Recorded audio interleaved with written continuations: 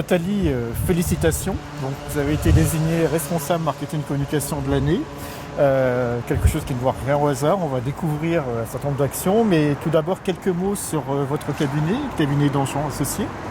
Danjean Associés est un cabinet qui a été créé il y a 22 ans par Thierry Danjean, un ancien de UI. Nous sommes aujourd'hui 80 collaborateurs et 7 associés. Et nous avons une spécificité qui est que nous nous adressons exclusivement à une clientèle de moyennes et de grandes entreprises. Ce qui nécessite, vous l'imaginez, une organisation et des ressources humaines qui soient à la hauteur des exigences que ces clients peuvent avoir. Je comprends.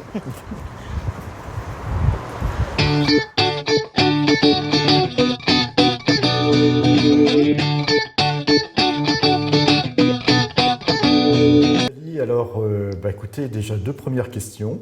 Qu'est-ce qui vous a amené, donc, à travers votre parcours, à choisir cette profession et cette fonction, responsable marketing communication? Donc, mon parcours professionnel, j'ai commencé par faire une école de commerce. Après quoi, j'ai commencé dans la banque en tant que chargée d'affaires entreprise. Là, je me suis passionnée pour les entrepreneurs, leur gestion, la vie des entreprises. Au bout de quelques années, j'ai eu envie d'aller plus près de cette population qui me passionnait et j'ai postulé pour devenir journaliste chez Option Finance qui recrutait des gens venant de la banque ou de la finance pour les former au journalisme économique et financier.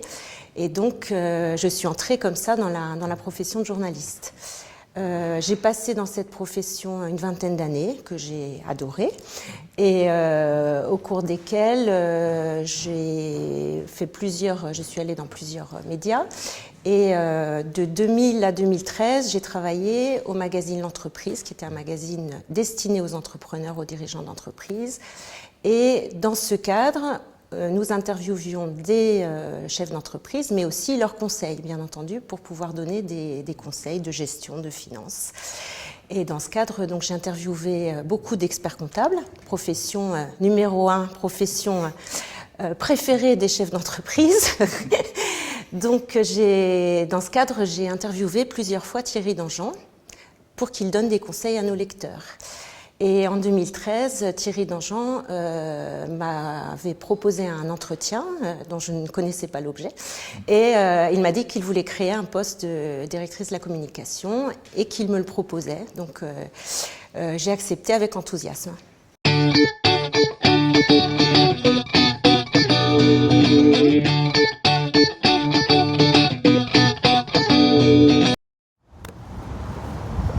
Nathalie, donc vous avez deux sites. Oui, avenue Victor Hugo que vous avez vu tout à l'heure. Ouais. Et ici, nous avons une deuxième locale rue de Presbourg. D'accord. Nathalie, pouvez-vous me dire, parmi vos missions, quelles ont été les principales au cours de cette année et des années qui viennent de s'écouler? Alors, commençons par les actions de communication externe. Donc les relations presse, logiquement, je l'ai cité en premier, puisque avec le parcours de journaliste, voilà. Donc beaucoup de relations presse, axées en partie sur deux études que nous réalisons chaque année. Donc il y en a eu deux les 3 années où j'ai été là. Et cette année, nous avons fait une étude sur la croissance externe et les entreprises françaises, leurs perspectives de croissance externe pour les 5 années à venir. Que nous avons faite au printemps. Et là, nous sommes en train de réaliser, elle va sortir dans une dizaine de jours, une étude en partenariat avec le GAN qui portera sur les entreprises françaises face au risque de cyberfraude. D'autres actions à nous préciser? Donc, une autre action importante a concerné l'animation des réseaux sociaux, page LinkedIn de Danjean et Associés, compte Twitter personnel au nom de Thierry Danjean. L'animation de ces réseaux sociaux s'appuyant sur la création et l'animation d'un blog sur lequel je poste nos articles, nos interventions dans les médias, nos enquêtes qui sont après reprises donc sur ces médias sociaux. Nathalie, quand on parle communication, il y a aussi la communication interne et la communication client. Qu'est-ce que vous pouvez nous dire à ce niveau-là, sur les actions discriminantes? Alors une action très importante a consisté à réaliser un rapport annuel d'activité qui est à la fois un document commercial faisant office un peu de plaquette, donc le côté un peu intemporel mais qui présente le cabinet, et puis qui présente également chaque année donc les principales réalisations des associés et des équipes. Le deuxième point, qui est un point 2016, le plus récent, c'est une refonte complète de nos propales, avec à la fois une refonte du fond et de la forme, et notamment dans la forme, l'intégration d'un maximum d'éléments digitaux, de façon à ce que les prospects ou clients puissent aller cliquer sur Internet pour trouver des éléments complémentaires. Nathalie, en termes de communication, on parle de plus en plus de marque employeur. Comment ça se traduit chez vous ? Alors nous avons mis en place une action sous forme d'un jeu concours destiné aux étudiants de Master CCA, jeu concours qui a été créé il y a 3 ans, nous avions la 3e édition cette année. Donc ça consiste à proposer aux étudiants un quiz. Ceux qui répondent à toutes les questions sont donc sélectionnés et peuvent participer à une journée en VIP à Roland-Garros. Donc c'est quelque chose qui plaît énormément aux étudiants. C'est quelque chose qui fait beaucoup de buzz à la fois entre eux et puis sur la toile, puisque ça a été repris par les Échos qui ont fait une vidéo sur notre opération, c'était repris dans Monster, c'était repris dans Le Parisien.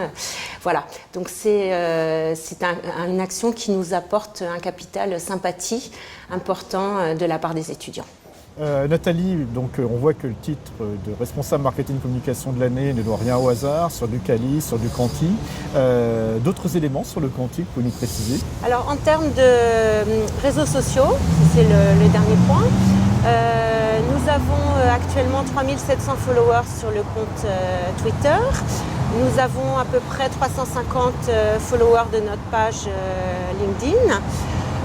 Je poste entre 20 et 50 tweets par semaine et à peu près un post sur LinkedIn par semaine. Et à chaque fois qu'il y a un post, nous avons à peu près 1 millier de personnes qui le voient. Nathalie, on a fait un beau tour d'horizon. Une dernière question. Si vous aviez un conseil à donner à un accédant, une accédante à la fonction, sur la profession, ça serait quoi ?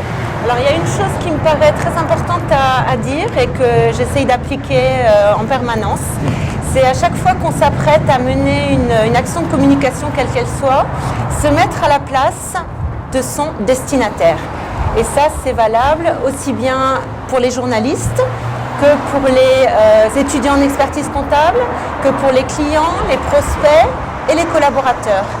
Et de cette façon, en se mettant à la place de la personne qui va recevoir en quelque sorte cette action, on peut faire en sorte de lui communiquer, vers lui de manière soit ludique, donc l'amuser, soit de l'intéresser, soit de lui apporter une valeur ajoutée dans son travail, de façon à ce que la personne ait un bénéfice personnel à recevoir de cette communication et que ce ne soit pas une action gratuite de la part de la société communicante. Très bien. Nathalie, merci et encore un grand bravo.